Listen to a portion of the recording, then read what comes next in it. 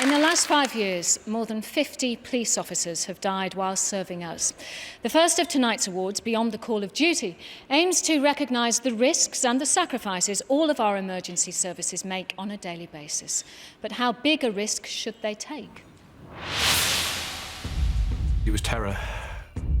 Absolute terror. Finsbury Park Tube Station. The police officer.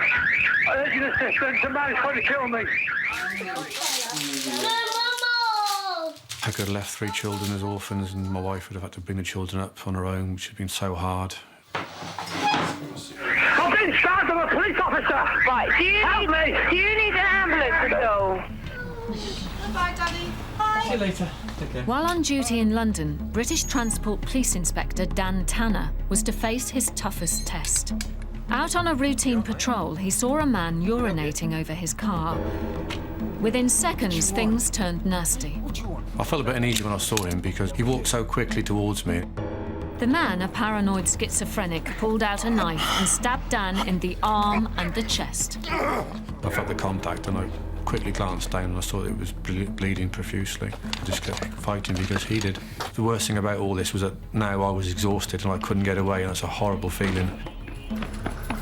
Disoriented and losing blood, Dan made a dash for a nearby bus. Shut the doors! He shouted at the driver to shut the doors. They closed with barely seconds to spare. I've never faced that level of violence, that intensity and that sort of determination from somebody else to kill me. Unable to get to Dan, the attacker then made a grab for a passerby, 14-year-old Cordelia. He pulled out this knife and pushed it into just here on my neck. Dan was now faced with an impossible dilemma. He was losing blood and his own life was on the line, but a young girl desperately needed his help. He'd already stabbed a police officer. Nothing else was going to stop him. When she was screaming, there's no way I could have just done nothing. Dizzy and suffering from heavy blood loss, he still forced himself off the bus and distracted the attacker. I was shaking and just petrified, really horribly petrified. I've never felt like that before.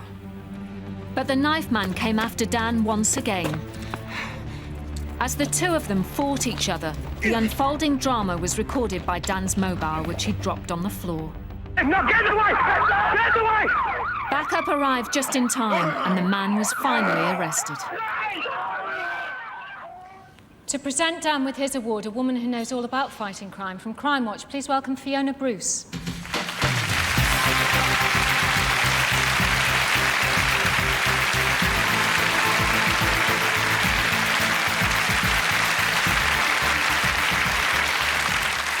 All our emergency service do an extraordinary job.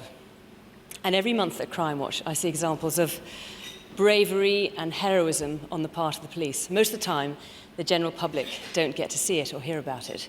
But tonight, they will.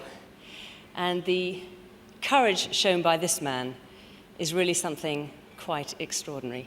Please welcome Dan Tanner.